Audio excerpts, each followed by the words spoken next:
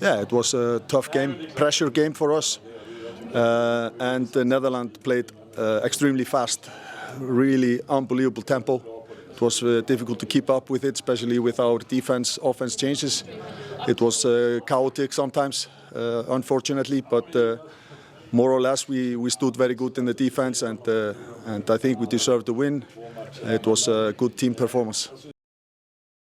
Yes, also maybe could be important against Sweden. You never know.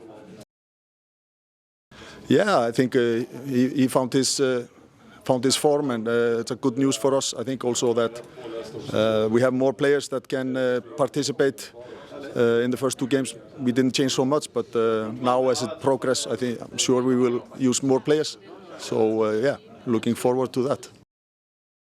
Yeah, absolutely. They are all around the sports hall. Unfortunately not in one spot, but you can hear them every now and then, and it's a great atmosphere and also great support, and I want to thank them for that. Well, I think the pressure is turning around now. We played two pressure games in the beginning, and now you're going against the home team, so the pressure will be on Sweden.